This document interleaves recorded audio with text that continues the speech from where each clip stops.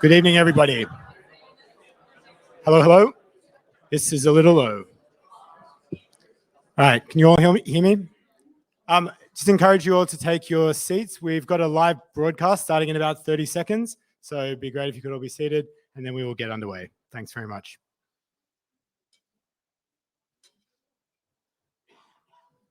Good. Okay, well, welcome to our partners, our participants, and all of our community joining us on live stream from around the world. My name is Julian Kesselman.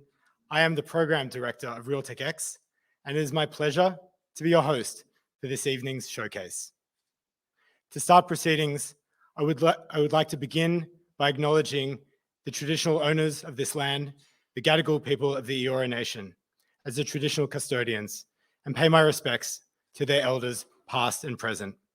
As a real estate organization, we think it's essential that we honor this lineage. So 2020 was a challenging year for real estate. And indeed, it was a challenging year for real estate innovation. But we've seen a pent-up appetite in 2021 become unleashed. There's a greater interest in exploring new operating models and deploying technology to better effect to drive more change and more flexibility within assets. And what you're going to see tonight is the result of this accelerated momentum.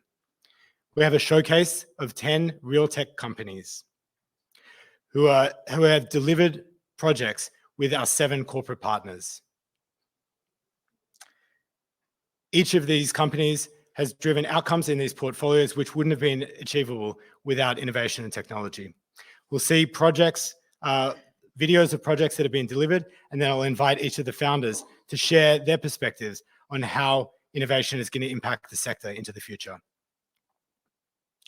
So, the structure for this evening is simple. We have 3 themed sections. The first is on data acquisition, and visualization. The second is on new experiences within real estate.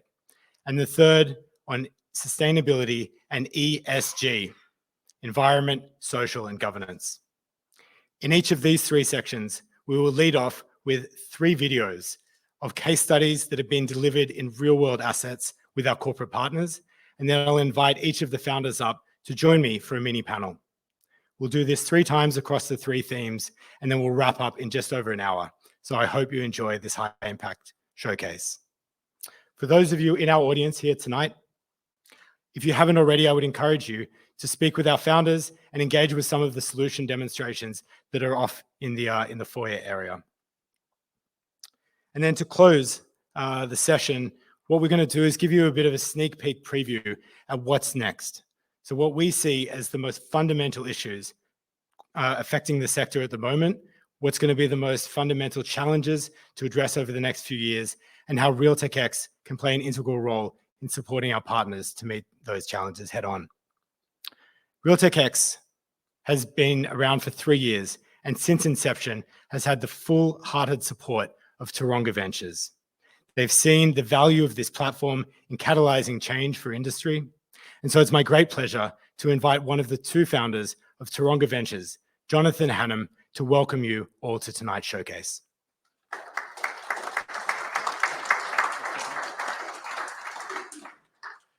Thank you, everyone. And also for those that are joining us online, it's great to have you all here.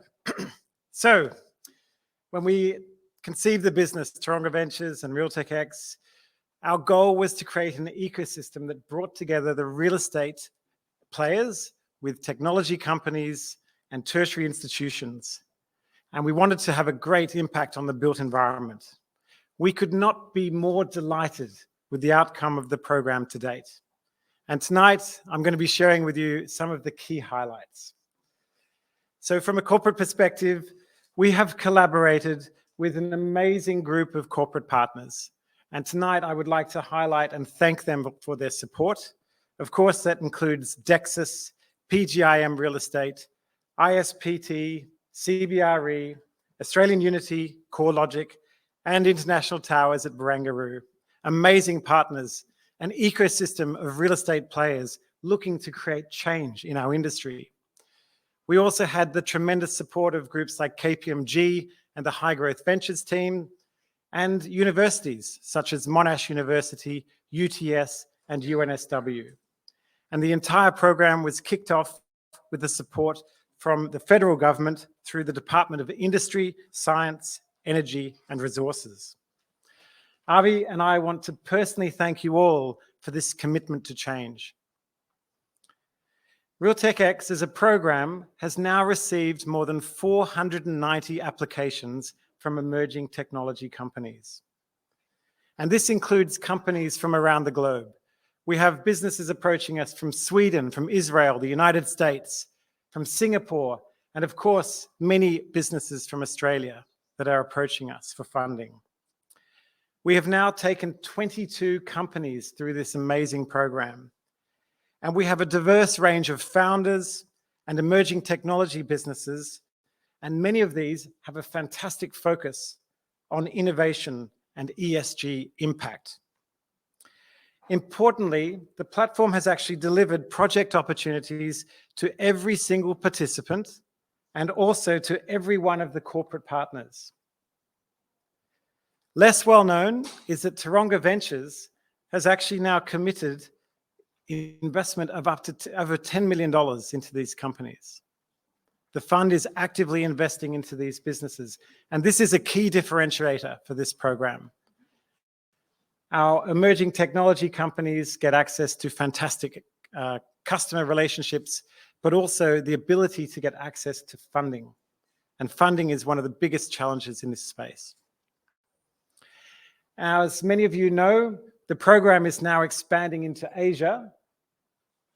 And we are very delighted to announce with the Singapore program, we had support from Enterprise Singapore, which is under the Singapore's Ministry of Trade and Industry, a government body that was designed to support and help Singapore become a global hub. And we have fantastic support from a pool of corporate partners that includes PGIM Real Estate, Mitsubishi Corporation, Nomura Real Estate, Capital Land through their Smart Urban Co-Innovation Lab, and also from Verizon.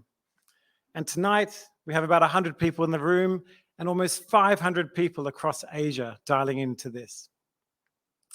It is also great to be in a live event. And tonight, we're going to see some companies that are having a tremendous impact on their journey as they scale into new markets and with new customers. And there's case studies that will show how this is working. As Julian has mentioned, we're then going to talk to you about what's next. And I would encourage you all to stay for that.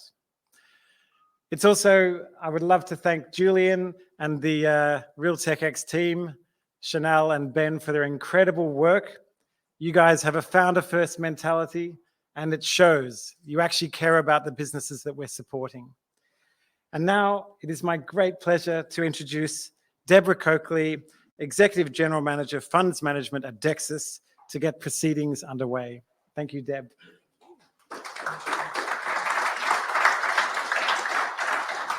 Good evening, everyone, and welcome to all of you in the room and those online. It's my real pleasure to welcome you to Dexa's Place here at 1 Farrer Place in Sydney. And I echo Jonathan's comments that it's wonderful to be here in person. Our investment in innovation has been one that we struggled with, frankly, until we came across Taronga Ventures and started to understand how best a landlord could really engage in this space of innovation, how we could understand technology when we weren't technologists, how we could get access to validated, tried and tested products that could deliver not just a competitive advantage for our assets, but also for our investors.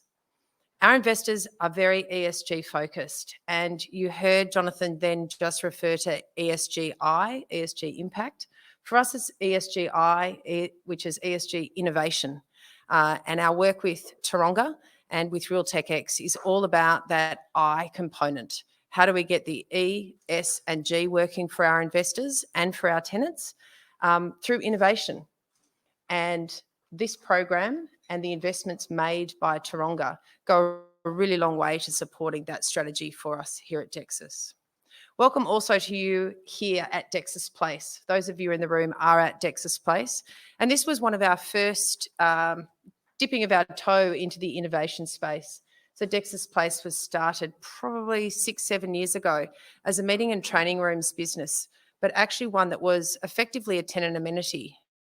So we took over spaces within our buildings to allow for expansion, for training, and for innovation rooms to actually be set up by the tenants in the towers. It's been a phenomenal success and continues to be rolled out in many of our new buildings, such as 100 Mount Street and 80 Collins Street in Melbourne. So we tried to do it ourselves. We're doing it much faster with the help of Taronga. So I welcome you all here tonight, and actually congratulations to Taronga on this program. Fantastic feedback from the participants over drinks earlier tonight, and hope you all enjoy the proceedings. I will hand back to Julian.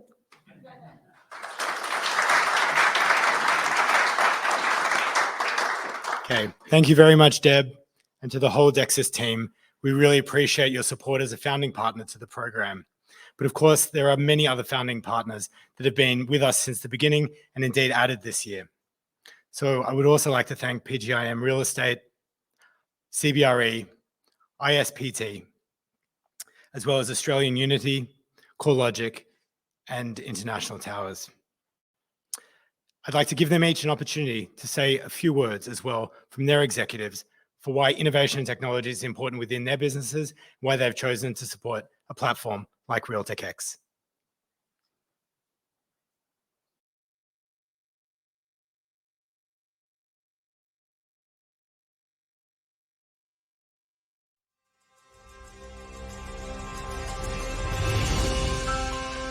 A property needs to recognise that innovation and technology is crucial for future success.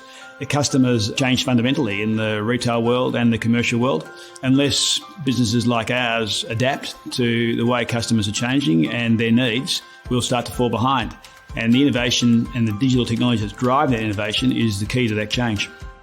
Any organisation is going to benefit from faster and better adoption of data and technology. It's simple, and we want to achieve better outcomes for our clients. We want to achieve better outcomes for our communities, our people and our shareholders.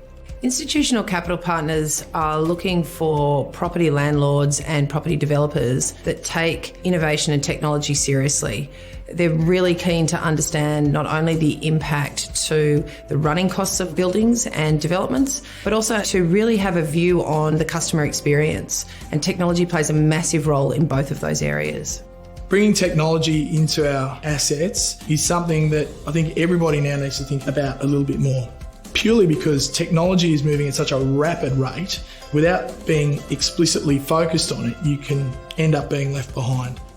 To understand real tech in a systematic manner, we have structured innovation groups globally that are organized by region and property sector and includes employees that span all levels of seniority.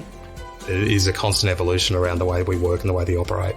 I think we're at a real inflection point in terms of the sophistication and the tooling that's available to the market to really drive that transformation. To have the best office platform in the world, we need to be at the forefront of innovation and be innovating on a regular basis to make sure that we are continually driving performance and setting new benchmarks in the sector. Anything to do with technology in this day and age and the power you get from innovation doesn't come from us just figuring it out and thinking we know all the answers. We've got to rely on, the experts as well to partner with us to, get the best outcomes. We've always wanted people who are change makers, innovators, legacy builders. So it's a natural position for us to partner with RealTechX because we just see so many great opportunities in the environment. We are now viewing things through a different lens. When we're looking at an acquisition or we're looking at a development, there are certainly new elements that we would probably never have considered without being involved in a RealTechX program.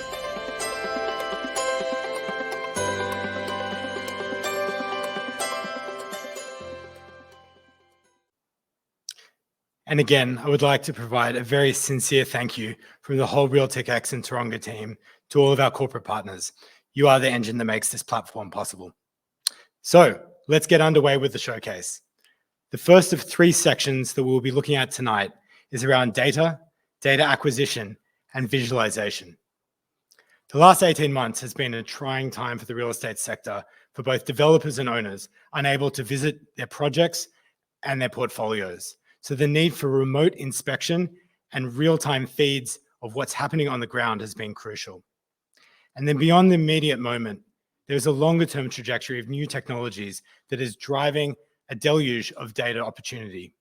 Mobile, sensors, IoT, and the infrastructure required are all helping to give new real-time ground truth views of what's happening within assets. The first 3 companies that I'm very pleased to introduce you to tonight are each solving a different piece of this major puzzle. I'm very pleased to introduce you to InSpace, Propeller AI, and TrendSpec. Please enjoy these first 3 videos.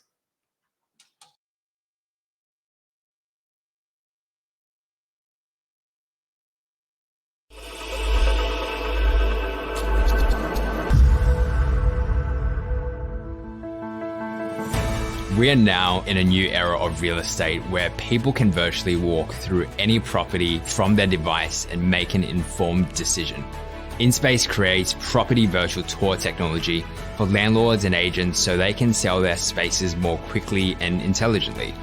The InSpace Stack platform hosts 3D digital twins of real estate assets that are stunning and easy to walk through.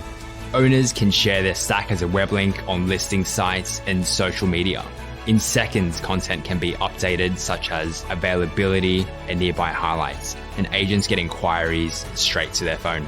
Our most popular feature is the Deal Analytics dashboard, where we can see who's viewing our buildings, what company they're from, location, and more.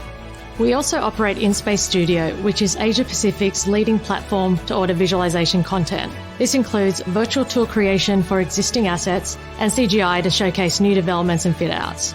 Through this year's RealTechX program, InSpace has been involved in over 30 projects across our partners, including Dexa, CBRE, ISPT, and Australian Unity. Rialto is a landmark property in Melbourne, and it houses a lot of different types of customers, from small creative suites to really high-end corporates. So to do a virtual tour really allows us to bring the property to life in a lot of different ways for potential customers. The InSpace Stack virtual tour platform is high quality. The 3D modeling is fantastic, and it allows us to really get into a space, see where columns are, where light is, where customers will be with their people, and bring all of that to life so that a customer can really imagine what it would be like to thrive in that space. With engaging with InSpace, we've had several commercial outcomes, so we've used that successfully for several campaigns, both in office and industrial. Not only that, though, it's really driven our leasing team to think about technology as an enabler, not just as an afterthought. We're excited about partnering with leaders in real estate to create a world where you can visit assets from anywhere, because at InSpace, virtually anything is possible.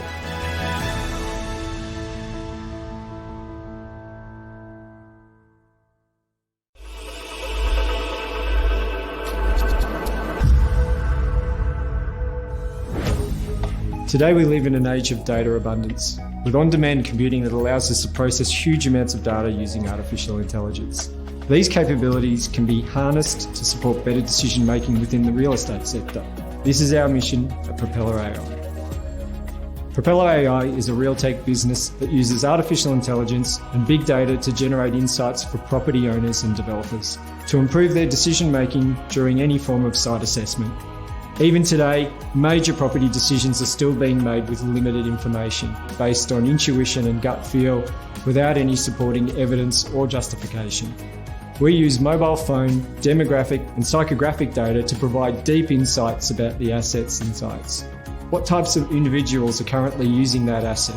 Who is likely to use the future development? How and when is the asset being used? What types of services and amenity are best suited for that site? And how is the area likely to change over time?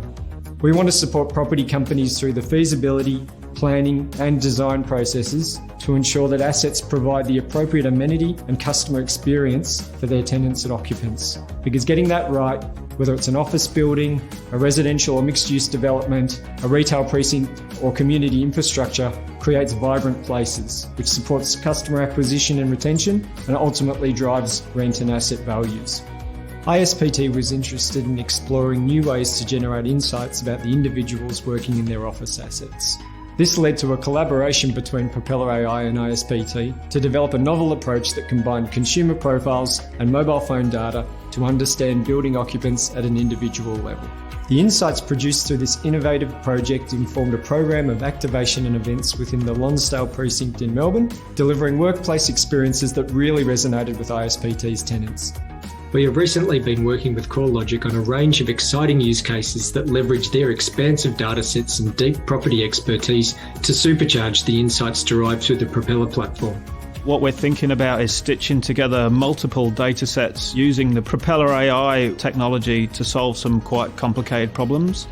And another thing that we're looking at for some of the corporate partners is how do we understand the tenants within their buildings and how do we make their assets more appetizing for those tenants?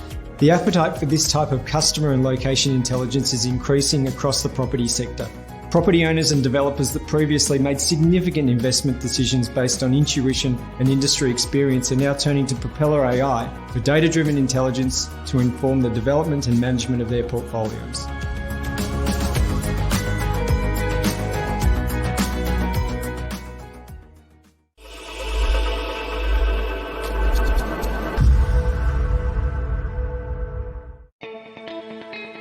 Through our years working with managers and owners of built assets, we understand how difficult it is to make critical decisions based on scattered, missing, or out-of-date information. That's why we've built TrendSpec to transform drone imagery into precise digital twins, giving you full transparency on asset condition across your portfolio.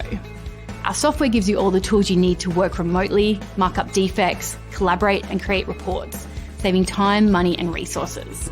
We help real estate companies maintain accurate and consistent inspection data that anyone can use and understand, setting the benchmark for high-quality documentation across facilities and assets. Recently, we had the opportunity to work alongside PGIM Real Estate to deliver a high-resolution 3D model of a heritage facade. One of the main objectives was to assess its condition for any potential defects that may pose a fall hazard. We can't afford to have any pieces of masonry falling or any sort of damage to that facade. We need to make sure that it's always maintained to a high level. Knowing that we have inspected things like facades or roofs or areas that we just are unable to get to without a huge amount of time and effort and money certainly gives us peace of mind. So yeah, we're certainly looking at for each due diligence that we do. With repeat data, they'll also be able to monitor change, identify trends, further reducing the risk of being caught off guard. From a broader data perspective, if we were ever going to sell that building or we were going to refurbish that building, that information and that data that's been generated as a result of the work we've done with TrendSpec would be available to a purchaser or to the builder if they needed to look at things before they actually did something. So I look at every acquisition, every property now with a view of could we use TrendSpec for this? Moving forward, the industry is going to be data-led. And while it's one thing to collect data, it will only be meaningful if everyone can easily access it and easily use it. That's why at TrendSpec, we're focused not only on the tech, but on making data easy for people to understand and use.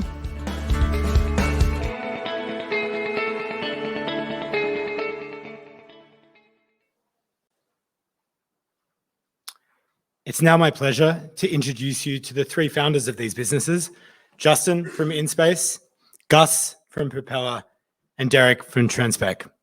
Welcome.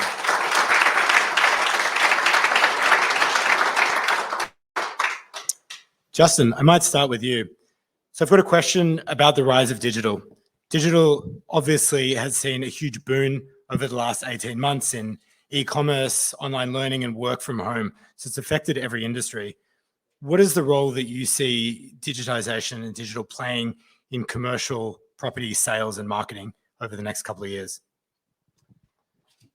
Yeah, first thing I like to say is thank you so much for being here. Like us tech entrepreneurs partnered with the right corporates can really change the world for the better. So thank you.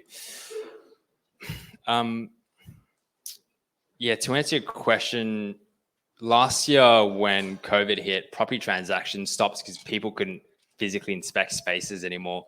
And so we virtualized over 500 buildings. This year, we've already done multitudes more than that. And we really, we know that by 2025, every commercial building will have a virtual tour of that space, because your iPhones now can create virtual tours. And so the cost is nothing. That's why iPhones now have 3 cameras on the back. And the reason that's significant isn't just that it makes it so much more convenient for landlords and agents and prospective tenants to see spaces, but just like the way Facebook has moved our communication from the physical realm to the digital realm and opened a lot more data sets, where we at InSpace are doing the same, where we're moving inspections from offline to online. So we can actually see who's looking at a particular building, what floors do they visit, how many times do they visit, all this new data that previously hasn't been available to us before. And so we really think that's going to change the way landlords and agents operate. Yeah, absolutely. So getting much more granular on that marketing and sales leasing process. So speaking of granularity, Gus, I might turn to you and perhaps ask a question. Everybody's looking for an informational advantage, right? Whether that be in a transaction or a development. How is Propeller uniquely positioned to help create that informational advantage for owners? Great question, Julian. So as you heard me say on the video, we live in an age of data abundance. It's literally everywhere, and companies like CoreLogic over there making a lot of money from it.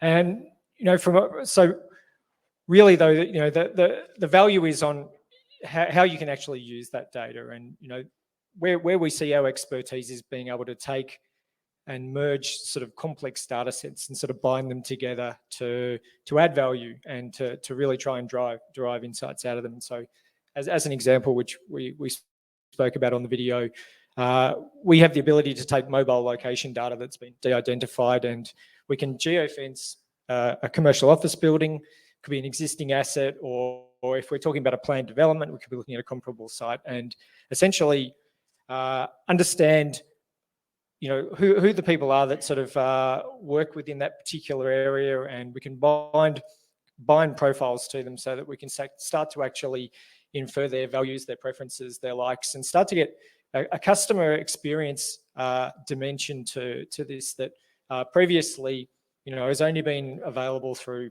some sort of surveys or something like that. So there's definitely that aspect. We're working now with, very excited about working with CoreLogic on a whole bunch of data they're going to be able to provide us that will help, we hope, with in the residential development space as well. And the last plug I'd like to make is, we've got a product that we're, in a post-COVID world, a lot of commercial landlords are very interested in understanding about building occupancy. And so we've got a new product which basically estimates what we think the actual building occupancy is in terms of workers. And so we've been working with one of the companies represented here who've been able to give us some RaceGate data that can is helping us sort of calibrate that particular model that we've developed too. So I hope that answered the question. Very much so. So Derek, I might ask, so Transspec is a very visually impressive platform. The models are fantastic. And we've seen a lot of applications of it for asset management, repairs and maintenance, and capital planning. I'm interested to understand what's the value case for that, as well as due diligence, which Andrew Neary spoke about a little bit in the video. So speaking firstly, I guess, around due diligence, understandably, time is of the essence, especially by the time legal contracts start to the time the final bid is due, which doesn't leave a lot of time to do full condition assessments. So what Transspec really delivers is the real life asset in a digital form to conduct condition assessments.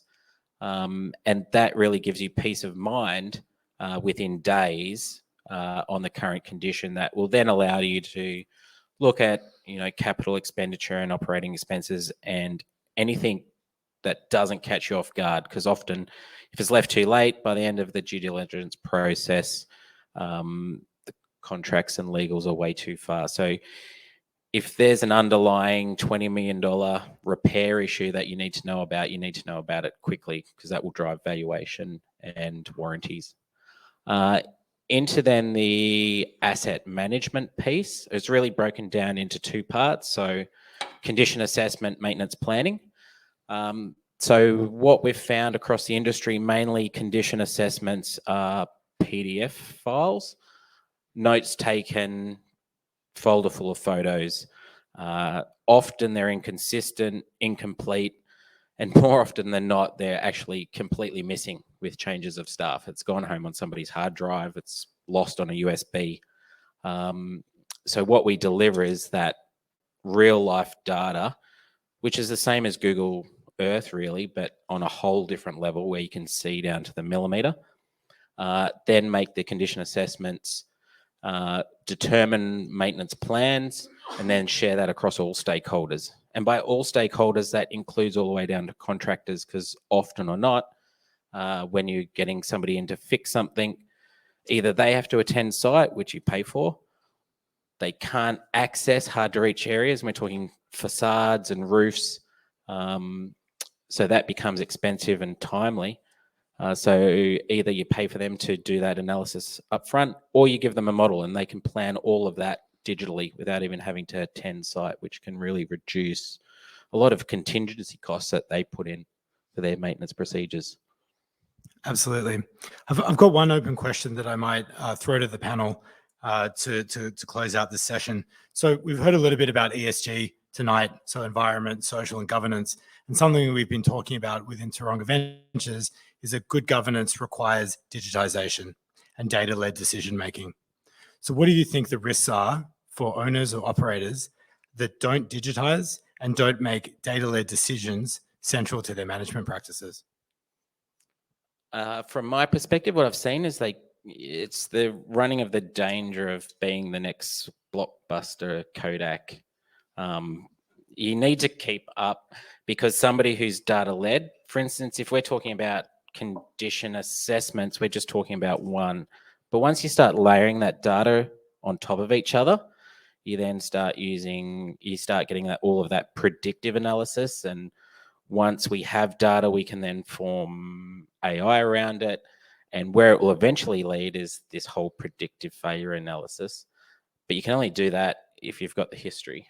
So if you start in 5 years' time, you're 5 years behind everybody else. Absolutely.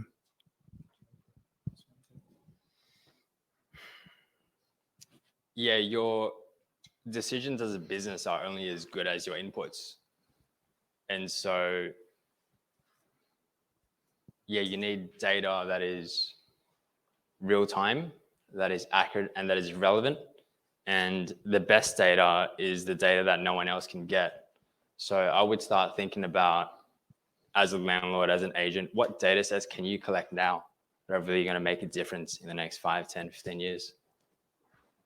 Most definitely. Gus, anything you wanted to add?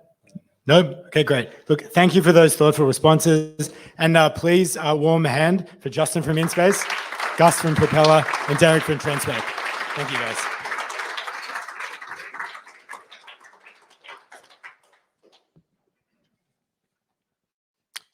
It's now my absolute delight to welcome you to the second section for this evening, where we focus on new experiences within real estate.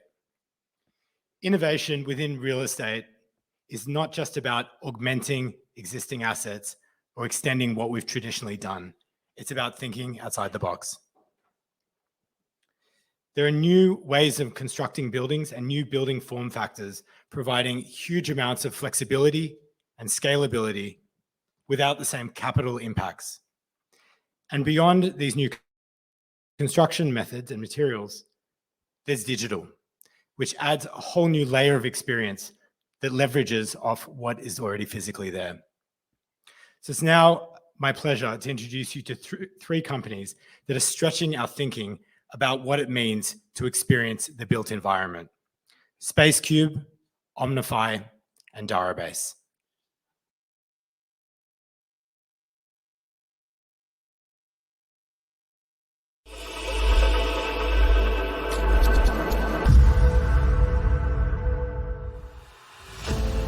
The world is changing faster than ever before, and infrastructure needs to keep up with that speed to allow everyone the flexibility to reconfigure infrastructure for the challenging times. SpaceCube is changing the way the world builds. No project brief or client is the same. The world is in demand for highly versatile, adaptable infrastructure. The technology behind SpaceCube allows for flat pack, fast and efficient deployment. SpaceCube is Lego-like in that the building blocks allow for it to be built horizontally, vertically, and connect seamlessly. Its ability to be reused and reconfigured makes it one of the more sustainable models for infrastructure going forward. No longer does it take months or even years to build. Within a matter of hours, SpaceCube can deliver your precinct, your event, or even your building.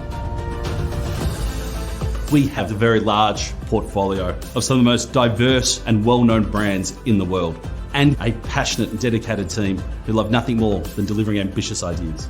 And right now in the property sector, SpaceCube is delivering new concepts across asset classes.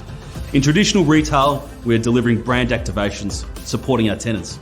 And for e-commerce, we're providing the critical infrastructure that enables consumers to click and collect. We're bringing life back to commercial precincts through outdoor dining and innovative placemaking. More recently, we saw the build of the Monash Hospital, a 360 square metre two-storey hospital built in just 15 hours. In one day, SpaceCube was able to help the community in ensuring there was additional resources when the COVID crisis hit. It was great working with the SpaceCube team. We worked around the clock to spec this up and get the right solution for Monash, and to provide this level of care for the Monash health community is a great outcome. 12 months later, that hospital has now been redeployed to another hospital for the greater good of the community. SpaceCube is designed, engineered and manufactured proudly in Australia. A premium look and feel with architectural quality that can be relocated just within hours. The most highly versatile building system in the world.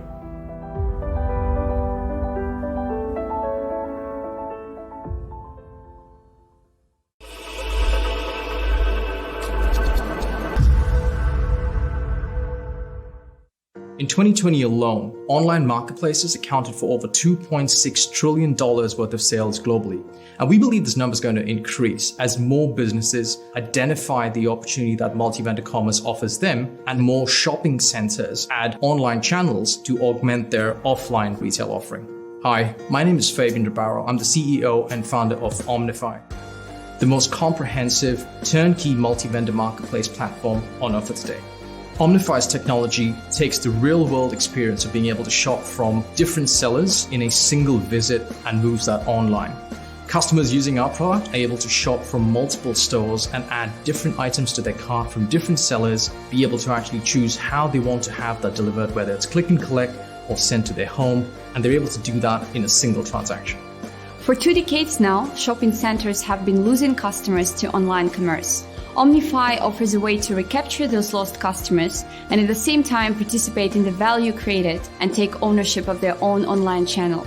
Over the past 3 years, we've worked with shopping centers to provide their consumers with new ways to buy online, increasing sales and offering significant convenience to their shopping experience.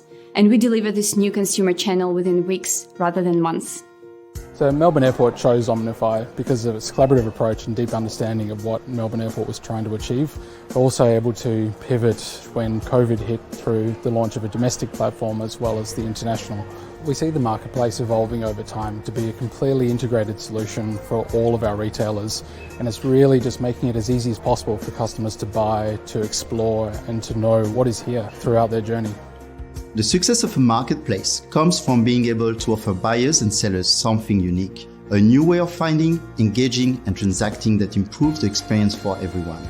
In order to create this offering, you need to first get the basics right. Then you need the ability to customize the platform to create the unique value proposition.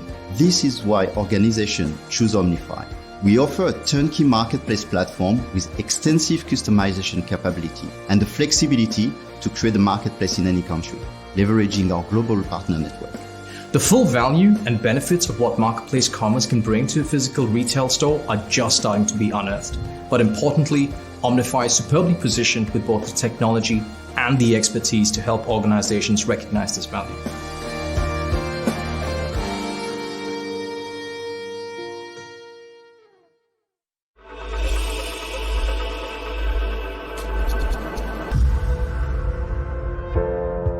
When most people think of augmented reality, they think about Pokemon Go. And that certainly wasn't a flash in the pan, with more than $1 billion in revenue last year. In fact, we're seeing more than 1 billion monthly users of AR, and property companies and advertisers are using it to drive new revenue and communicate with audiences in highly engaging ways. I'm Dominic Collins, one of the co-founders of Darabase, and we are the augmented reality outdoor media company. We partner with property companies, with publishers, with brands to manage and also monetize augmented reality layered on the physical world. We do that in a couple of ways. We augment existing out-of-home media like screens and billboards, and also then create and place augmented reality experiences in places and spaces around the world. They're viewable through mobile phones, but increasingly in the near future through smart glasses and wearable devices. With International Towers, we're working to create an augmented reality art experience, placing artwork around the Towers precinct to really drive placemaking and community engagement. International Towers is very excited to be working with Darabase because it brings art to the community, and art always adds such a great dimension to space and people. I think that the Darabase project will see us recognised as leading community space in the public's eye. With the Darabase technology, I think there's so many amazing opportunities we can look at in different spaces in the precinct, whether it's public, whether it's internal. Each of those opportunities is really founded in connecting community together and being open to the public. The new project that we're working on with CoreLogic is a fascinating way to paint the world with data using augmented reality so that property developers and companies that sell to property developers can see the data that they need to drive new sales leads on location in an interesting new way. The use case we're exploring with Darabase is taking the research and visualization of future projects into the future, leveraging their augmented reality capabilities to just see how the city might look in the future. We think it's going to be a profound experience for developers, contractors and suppliers alike. So we're really at the beginning of a journey, I suppose as Darabase, but also the augmented reality industry at large, to work out how immersive content can be layered on the physical world. And we think that there's a lot of opportunity in our partnerships with both International Towers and CoreLogic for the future.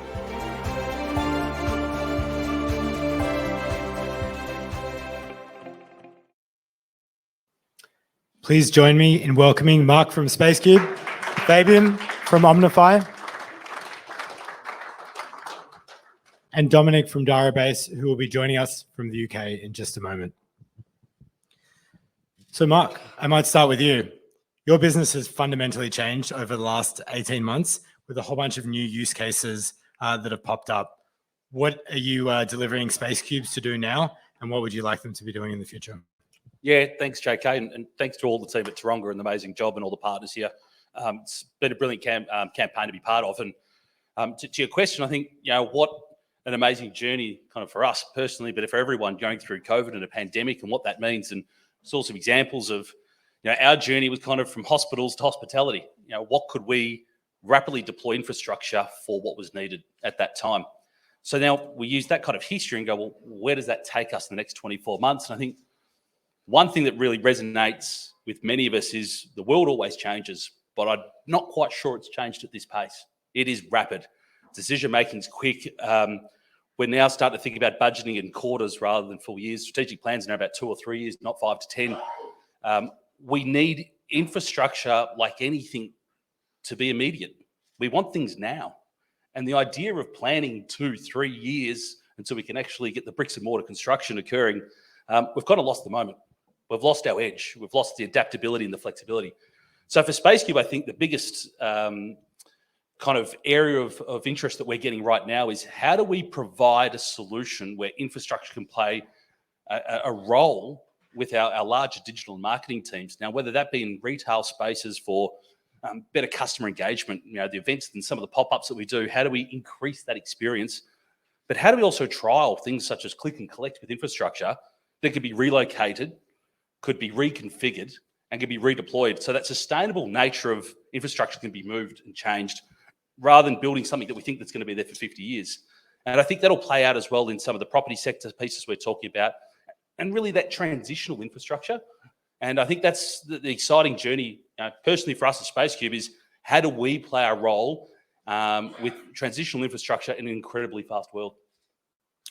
We think that's incredibly interesting. I mean, at Taronga Ventures, our mandate is about driving innovation in the real estate sector, and the sheer inability to prototype easily and at a capital effective way has really held the industry back. And so I think what you guys offer can help to bring that innovation forwards. Well, if I could add to that, like if you look at the hospital, if you look at outdoor dining, like things that we do, putting space cubes on the street corner to improve everyone's health and safety and well-being by having outdoor dining or hospitals, what would usually take months for planning took a matter of days when we needed to.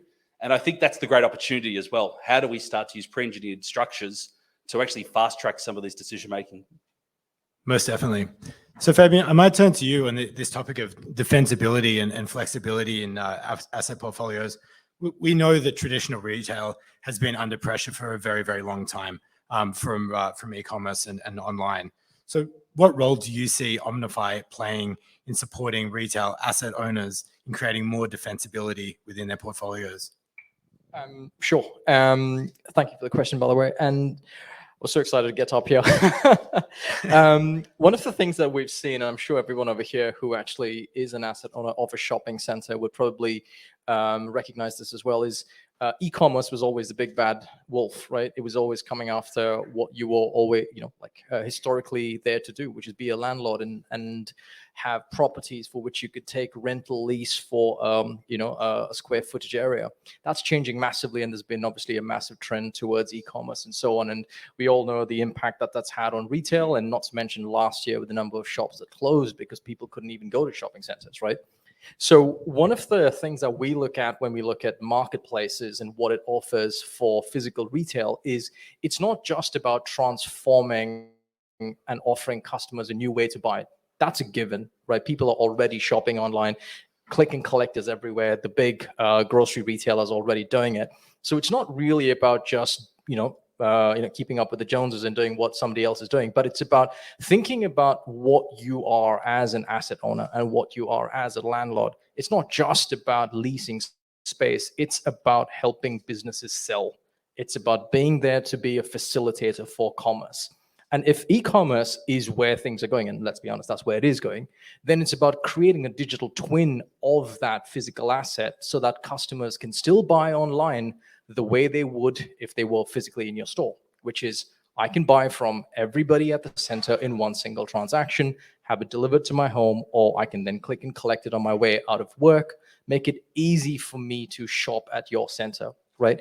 This is the defensibility of e-commerce, rather than seeing it as something that could potentially take away from what you historically offer as a retail precinct owner. It's about augmenting that, enhancing that, and actually being there to offer your customers what they need and the way they're actually shopping. And that case study that you saw online there with Melbourne Airport, that's exactly what was happening in the airport scenario, and it's happening globally. Now, that was in 2019 when we started that project with them. The world changed in a big way in March 2020. Let me just say that, right? I mean, it was massive. Forget about, we're talking about companies that historically were doing $500 million in retail to nothing overnight, right? And that's an extreme scenario. But if you look at shopping centers, it's been a gradual change or shift in how customers are shopping. What we offer and what marketplace technology as a whole offers physical retail is that ability to create that digital twin and create that very real offering that, funny enough, your vendors are already doing, but it's about bringing it under your umbrella and actually owning that asset online as you would offline. Absolutely. So a natural extension rather than competition. So, yes, absolutely. So look, Dominic, thank you very much for joining us. I think for much of the audience, it may be that they really haven't thought so much about the potential impacts of augmented reality on their portfolios. So why do you think it is important for commercial property owners to pay attention to the growth of AR? Yeah, thanks, Julian. Good evening, everybody from London. So I think augmented reality is worth thinking about it as a medium rather than a technology. Basically, as we kind of said in the video earlier, everyone will kind of think about Pokemon Go, about Snapchat filters or whatever, but augmented reality is essentially viewing a digital experience through the camera of your mobile phone. So Snapchat actually call themselves a camera company. And interestingly, the average Snapchat user uses AR or a digital experience through their camera 30 times a day. So this is something that is widespread. we're already seeing, as we said in the video, over 1 billion people every single month using AR on their mobile. And that is increasingly shifting from augmenting their face to augmenting space and places. And if you look alongside that trend, this a massive explosion we're about to see, where we're going to be shifting from kind of flat screens on mobiles to three-dimensional kind of spatial experiences using wearables. And this isn't kind of Star Trek, the future. Snapchat have just launched their 3rd or 4th version of their spectacles, which are full AR glasses. Facebook, by the way, Facebook, they have 10,000 people now inside of Facebook, which is 20% of the entire global workforce, just working on AR and XR. So Facebook have already announced a partnership with Oakley and Ray-Ban to launch smart glasses later this year. Apple have announced their intention to launch smart glasses imminently. So increasingly, from a property perspective, our digital lives are going to be layered on top of your assets. People are going to be walking down the street. They're going to be shopping, hopefully physically as well as digitally. They're going to be going to work. They're going to be commuting. And their digital lives are increasingly not just going to be on a flat screen as they're looking down, but they're going to be either on their mobile or increasingly on wearables. That digital content is going to be layered on property, places, and spaces. And those are your properties. Those are your assets. And so with that comes both a bunch of risk, but also a bunch of opportunity. So the first thing, we don't really want to major on this, though we kind of support companies and property companies with it, is just to understand, well, what augmented reality content or what digital content is already being placed persistently in your locations, and should you be doing something about that, either proactively or reactively. But then also, more importantly, I think, is the opportunity. So as a property company, you're not just constructing and using a bunch of AR tools to be able to help you with that, but you're also selling, and you're working with planning, and you're placemaking, and you're driving community engagement, and you're doing marketing, and you're maybe making incremental revenue from outdoor media, and you're interested in data and insight. Actually, all of these things can be impacted by what digital content appears on your properties and how you can leverage that too. And Darabase, as we described in the video, working in an amazing placemaking and community engagement experience with International Towers, where we're really thinking about the future for, along with CoreLogic, in terms of how you can start to layer CoreLogic data actually in location to be able to make that more meaningful and to drive lead gen. We're also working with other property companies to help to show what the future of developments are going to look like from both a planning and sales and marketing and community engagement perspective. And also working with a lot of property companies to really start to reinvent the future of outdoor media to drive incremental revenue. So we're super excited about augmented reality, but really just understand that this is the future of digital. This is the 4th computing platform. People are increasingly going to be doing this on your properties anyway, and you need to wake up and do something about it. Absolutely. That's an incredibly exciting breadth of use cases. And I think for everyone in the room, if you haven't already, we have a Darabase experience out on the balcony. So I'd encourage you to check that out afterwards. Please join me in thanking Mark, Fabian, and Dominic.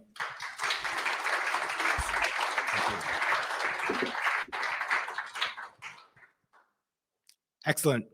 And now to the final block for this showcase, and one that's very dear to my heart. Sustainability and ESG is core to everything that we do at Taronga Ventures.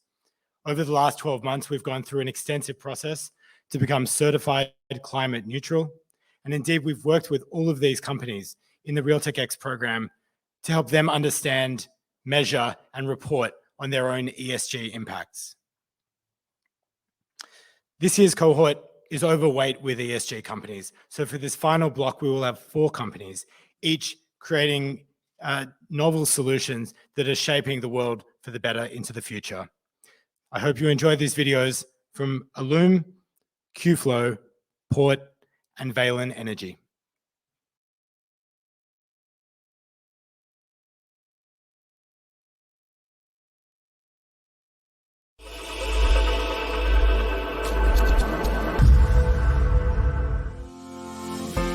In Australia, rooftop solar is very compelling, both environmentally and financially.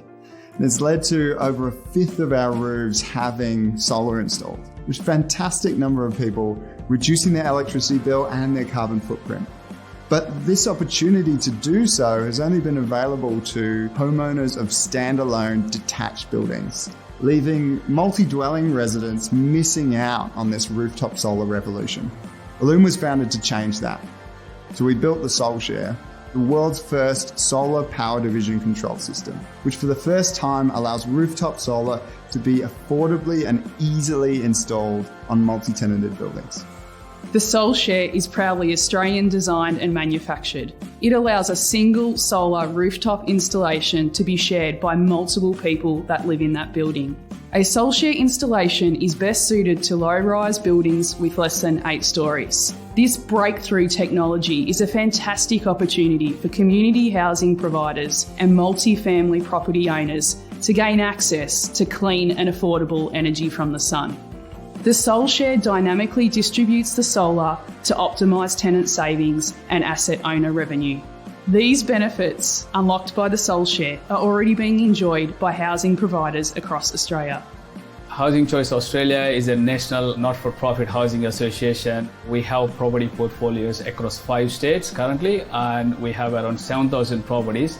We're always looking for innovative solutions to make our residents' lives better. With Allium SolShare, Housing Choices is able to provide renewable energy to the residents, and all the residents can negotiate with their current retailer to go on a better savings package. Most of our residents admitted they're saving about $25 to $30 a month on average. We currently working with Allium SolShare to design and deliver a solution for a 41 units apartment block, but we have other plans to work with the remainder of the buildings in future also with SolShare. Our goal is a world where everyone can access cheap electricity from the sun and reduce their carbon footprint. We're excited to be moving closer to this goal with expansion into the US and UK, allowing multi-dwelling residents globally to join the renewable energy transition, and their landlords to drive sustainability and affordability in a financially effective way.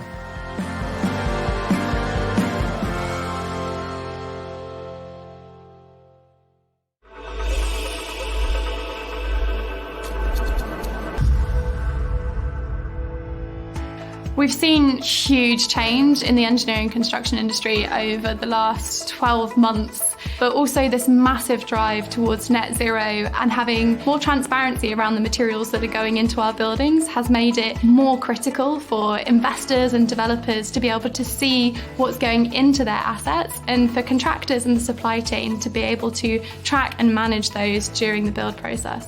The way that we manage this in the industry right now is by trying to capture all the materials that come onto site in the form of data, so paper delivery tickets, and then all the waste going off again in the form of paper delivery tickets or digital ticketing systems. That adds a huge admin burden on the team. So we need something that enables us to speed up that process, get the right information into the right people's hands at the right time so that they can make informed decisions about whether their project is hitting those targets and whether it is ultimately being sustainable. Developed a system that was going to be really easy and really accessible for capturing that data. And then we get machine learning and AI to do the heavy lifting of digitizing and understanding what that data is telling us.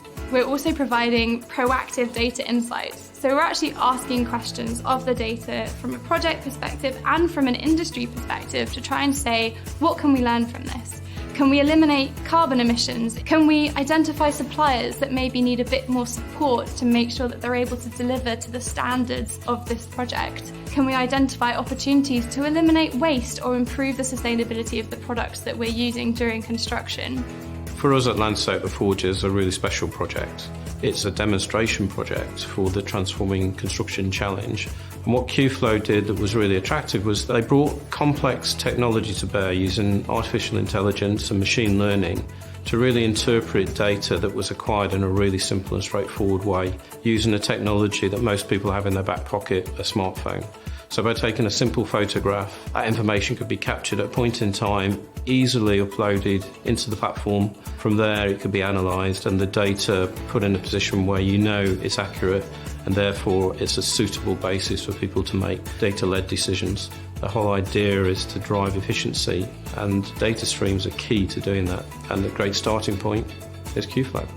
QFlow is really helping developers and real estate asset owners to get a clear picture of what's going into their buildings to improve their productivity, their profitability and their sustainability during the construction phase.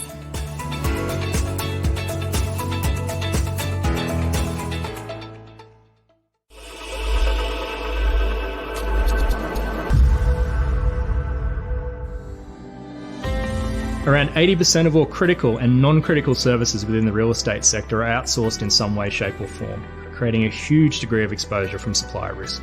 The sector has quite poor visibility and management over this supplier risk, performance, KPIs and compliance, with this information typically being handled manually or not at all.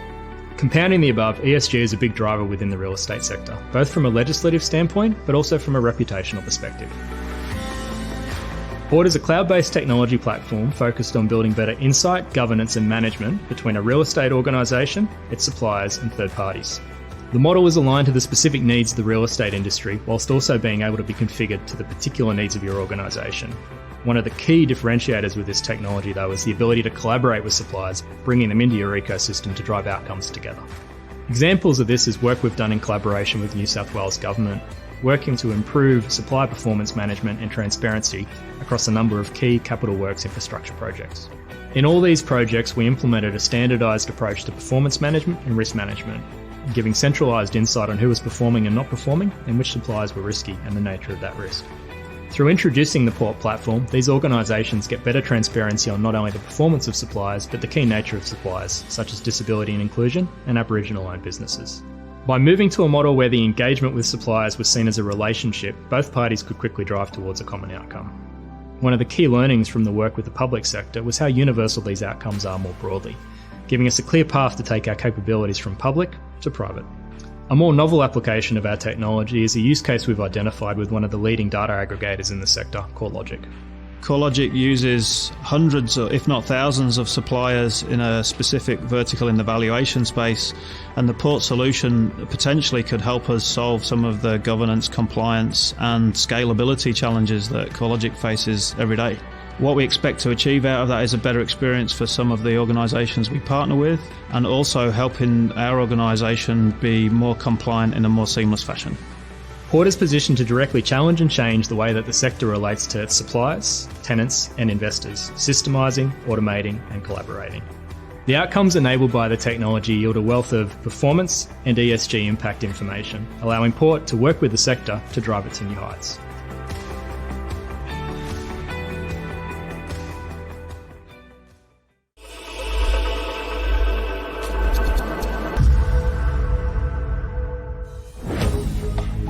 To date, deployment of outdoor electrical infrastructure has required invasive and costly preparation work in the form of trenching, underground boring, and running conductive copper wire. Connecting to grid energy supply also requires lengthy compliance and regulatory certification from your local utility company, which is typically generating its power from environmentally harmful coal-fired power stations. The Power Stack by Valent Energy is a decentralised power system that can be deployed in under 30 minutes, wherever the sun shines. It combines cutting-edge hardware and software developed by Valent's R&D team to deliver the most advanced renewable energy column on the market. At Valent Energy, sustainability is the core of everything we do. Our systems enable smart city infrastructure such as lighting, security, communication and Internet of Things technologies to operate more efficiently, sustainably and cost-effectively. The energy produced by the Power Stack is 100% off-grid and our product is 98% recyclable. We are also deeply committed to quality. That's why we have manufacturing plants in Australia and the US, removing the risk of inferior products with cheap components. Reliability of the energy source is assured by design through high-quality components and is backed up by decades of historical weather data to ensure performance is optimised no matter where in the world you install it. The Power Stack is also highly vandal resistant, utilising Valent's glassless solar modules which are 100% shatterproof. A great example of our solution can be seen through a project we delivered for the New South Wales Environmental Protection Authority. This area at Shell Cove was identified as an illegal dumping hotspot, with over 80 incidents lodged in 1 year. Since the installation of the Power Stack, this has dropped to 1 in the last 12 months. The Power Stack has been a game changer for us. We now have high definition cameras that can recognise plates at night and at high speed without the need for major power supplies and running infrastructure. So we are impressed with the versatility of the Power Stack solution and are looking forward to using this technology across the region. The world is moving towards greater adoption of clean energy, and real estate owners are increasingly looking for more cost-effective, sustainable and efficient technology solutions. Valent Energy's Power Stack provides asset owners reliable and resilient outdoor electrical infrastructure and will soon become the standard for how we build our precincts and cities.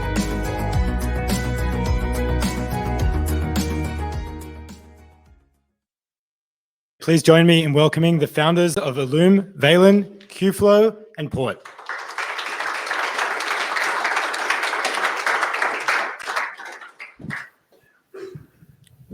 Qflow will be joining us again from the UK, Brittany, one of the two co-founders. Chris, as you're closest to me, maybe I'll start with you. So ESG, a theme we've heard many times here tonight. Speaking to the governance aspect of it specifically, what role do good systems play in creating good governance in your mind? Look, there's quite a few people in the ESG space here tonight. I'm quite intimidated actually talking to this. I'll give it my best. Look, there's a lot of challenges, I think, that constantly come up in the real estate space around ESG. And I'll talk to probably the main three. Regulation is constantly changing. So if you look at ESG 5-6 years ago, it was very centric around Australian style issues, disability and inclusion, Indigenous procurement. It moves more into the environmental space, the sustainability space, etc. And there's constant challenges and regulations that are coming in as a global provider that need to be managed. Now, if you look at a lot of the organisations represented here as partners, like the profile of suppliers that they have is enormous and immense. They've got global footprints, and the bandwidth and manpower required to actually manage those and drive a good outcome and be comfortable, I suppose, with your risk profile is it's quite intimidating. Good systems are required to manage that. Now, in saying that, there's a lot of good providers out there right now that will give you a good indication of a risk of a global supplier. So if you're working with tier one suppliers, there's a good chance that you probably know who are risky, who are not. But the reality is that anyone in the real estate space, the biggest risk that you probably face is actually in your low, small providers, right? Like it's not the tier one multinational, multi-billion-dollar company that you work with that represents the greatest risk. It's the Mar and Pa shop cleaning company. It's a security company that work in your facilities, your many facilities out there where you're most exposed to risk of living wage, modern day slavery, etc. And a lot of the systems out there or sort of services that you can tap into just never go to that level of granularity. They're not systems that a small provider can work with. They're not systems that a company that only speaks Mandarin can respond to in terms of being able to be compliant with how you operate as a business. So I think in sort of considering the role of systems within your organization, it's not just the ability to apply good governance to large organizations. It's the ability to apply really good governance all the way down to your small supplier. And make sure you've got a platform in there where you can engage with suppliers top to bottom. Now, I think probably one of the bigger challenges I think the real estate's going to face from an ESG standpoint is thinking about the role that fund management plays within real estate, the strong ESG focus that these pension funds, et cetera, that, provide the capital into these real estate companies provide. There's obviously more and more of an ESG focus from those organisations, and that's both from a supplier standpoint, but I think the area where a lot of focus is going to start moving to is from the tenant space. So as an organisation, we want to know that the suppliers we work with are good. We want to know that they're compliant from a regulatory standpoint. From a reputational standpoint, we want to know that we've got systems that we can manage them.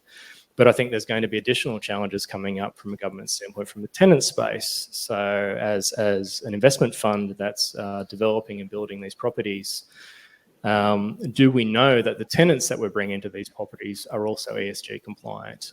Maybe not from a regulatory standpoint, there's a risk, but from a reputational standpoint, do we feel comfortable that this multinational organisation that's currently operating within our facilities is actually equally compliant from an ESG standpoint? And if you look against, both the ability to manage suppliers full stop, as I said, a lot of these organisations that are here tonight and present will probably have supplier profiles in the tens of thousands if you think about their global footprint. You move tenants into the mix too, and you're probably looking at, maybe not hundreds of thousands, but at least, a factor 2-3 times on top of that. The ability to manage that from a manual standpoint without good systems that align to process, policy, regulation, et cetera, is essentially insurmountable. And the cost to your business from a risk standpoint, obviously, is quite large.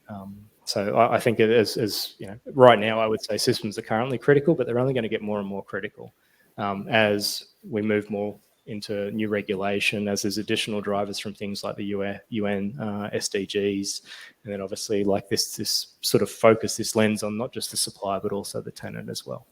Yeah, I think that's absolutely right, and very front of mind concerns for all our corporate partners. I think something else that's also very front of mind are carbon targets.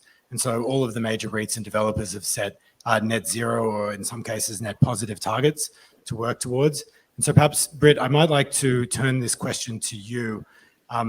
There's been a lot of gains that have been achieved from improving the operations of assets, but there's now a focus on embodied carbon in the development. So what role can Qflow play in supporting developers and owners to track and measure embodied carbon? Yeah, I think, the industry's tackled the low-hanging fruit of, changing your energy providers and reducing your energy consumption. And now we've got to do the hard stuff of tackling the carbon that goes into our buildings. And I think, knowing what goes into your building has become more and more important, not just from, a sustainability perspective around tackling net zero, but also from a well-being and a safety perspective. So I guess, consumers and tenants, they want to know what meat goes into their burgers, and now they want to know what products are going into their homes and their offices. And there's a genuine consumer drive there. But tracking all those materials across, as Port were describing, a really fragmented and often very under-digitized supply chain can be really hard. So what Qflow does is they make it really, really easy to log everything that goes into and out of a development, regardless of, the digital literacy or what systems your suppliers are using. So whether that's paper or PDF or even, a digital process. And then it proactively uses that data to help eliminate risk, improve productivity on site, but also, most critically, improving that sustainability of your development as well. And so it's through that way that developers can have, a fully audited and itemized list of everything that's gone into their asset. And that becomes incredibly powerful, because this real-time data means that not only can you eliminate waste and reduce carbon during construction, but you can also start treating your assets as a bank of materials that can then be reintroduced into the circular economy at the end of your use of them. And you start extending the sustainability of your asset, not just during construction, but also the whole life cycle as well. Yeah, that's a very compelling look into the future. Nathan, I might turn to you now to ask a little bit about the power stack system. Obviously, there's some great and clear benefits of solar. What are the other ESG benefits that the solution provides? Yeah, so thanks everyone for staying around. So the social side, so the environmental side of things for ESG is a given, it's solar. But it goes beyond that. You start looking at local manufacturing that we do both in the US and in Australia. So we're not shipping containers, we're not utilizing things out of Asia. Usually that's predominantly where things are manufactured. So we're bringing back manufacturing.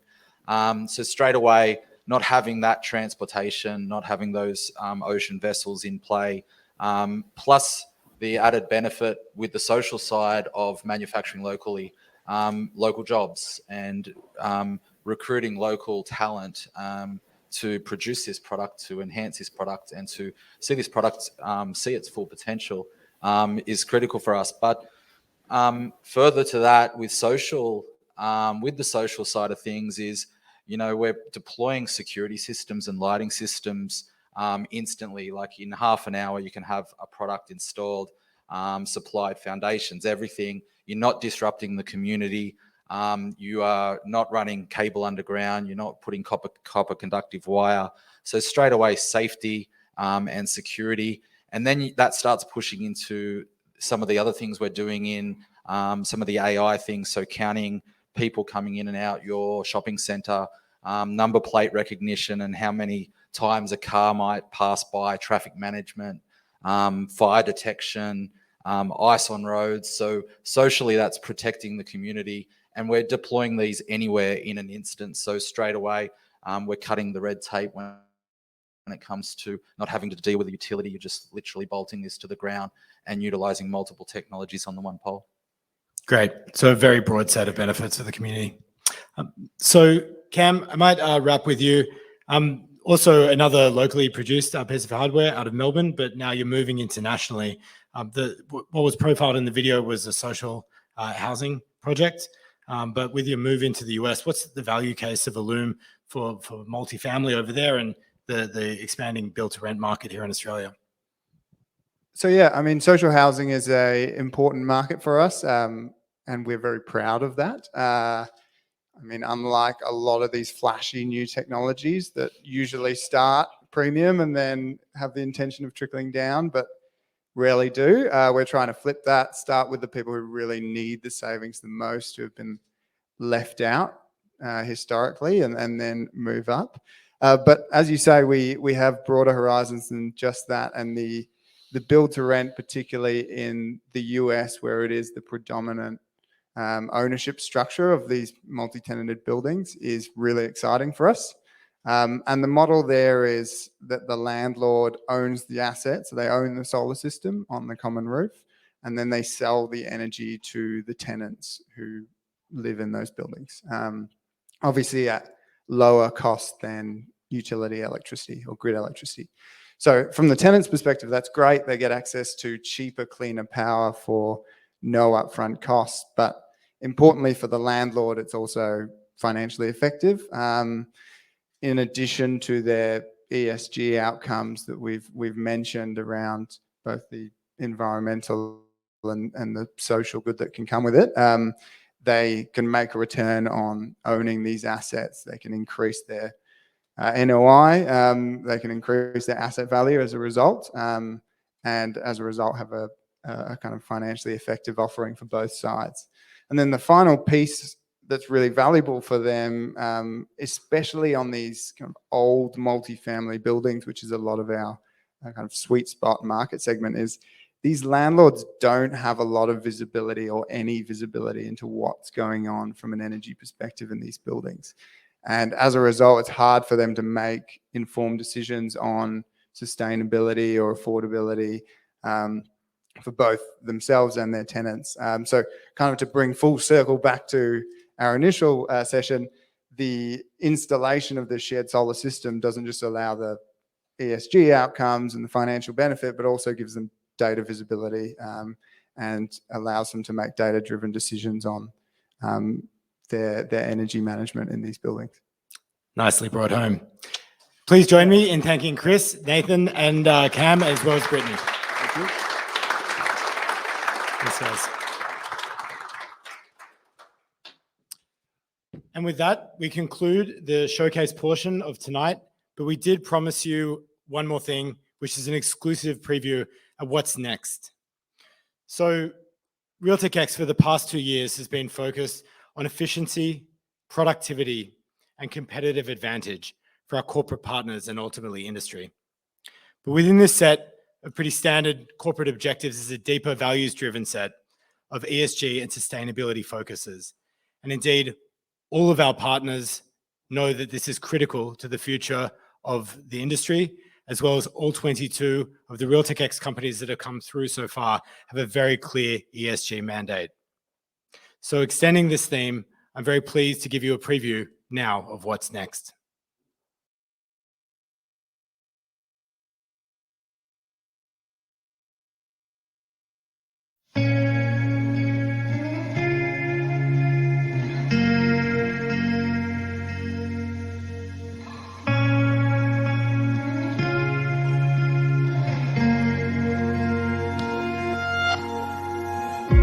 Our goal is to provide sustainable returns to investors. Lots of our customers demand from us sustainable work environments. So there's both a commercial imperative as well as a values imperative to drive sustainability measures through our assets. Sustainability is such an enormous piece of work, and it's not a fine-grain answer to anything. It's actually every action you take and the consequences of every action. Technology can help us make those precincts or those communities more sustainable, more efficient for all of the stakeholders, and enable us to better plan and execute for the future. I think we all have a responsibility to do the right thing for our stakeholders. I think the environmental piece is a very important one as well, and I think we've made strides in that area, but I think there's more we can do. The sorts of technology that we're seeing with the biggest impact, anything around sustainability, climate change, how are we managing things to be as efficient as well as possible, is a big part of it as well. From the environmental, the social, the governance side of it as well, where innovation can contribute to each one of those elements by doing things better. Obviously, we see it probably more on the environmental side. There are things coming forward now from a social and governance side that are helping, so the whole ESG suite is certainly working well for us. We need to look at what needs to be done, not just in the next 6 months, but over the next 2 or 3 years. We need to experiment and we need to innovate. And I think having technology and proving that technology to be successful will enable us to take some more risks and drive long-term sustainable benefits.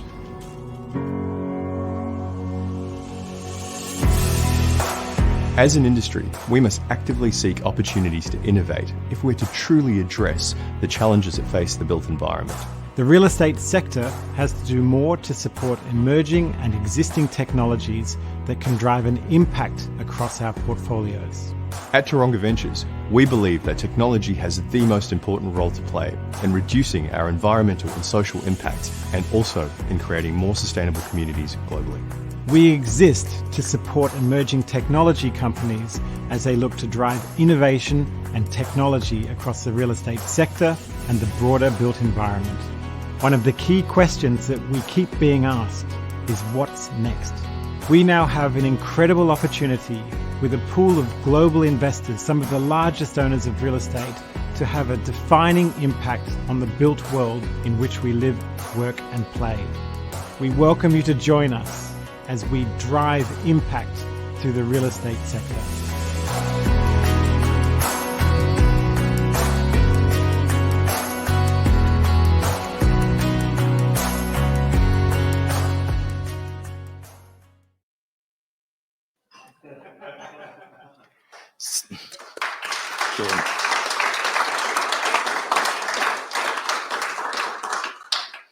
So with this strong partner support and indeed a very values-driven focus on ESG impact, I'm pleased to announce that for the coming years, RealTechX will focus exclusively on driving ESG impact.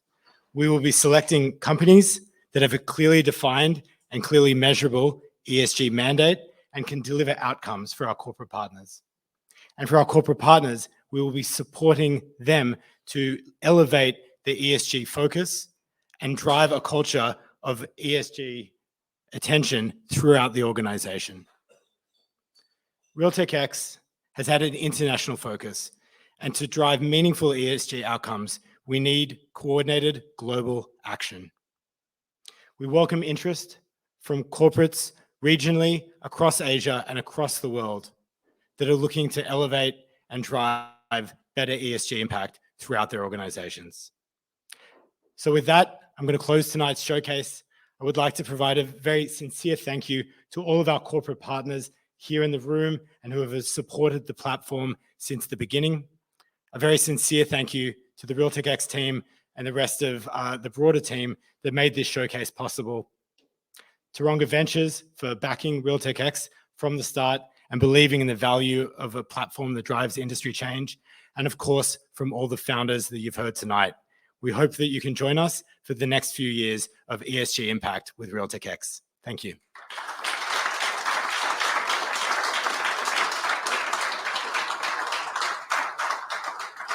Thank you. All right.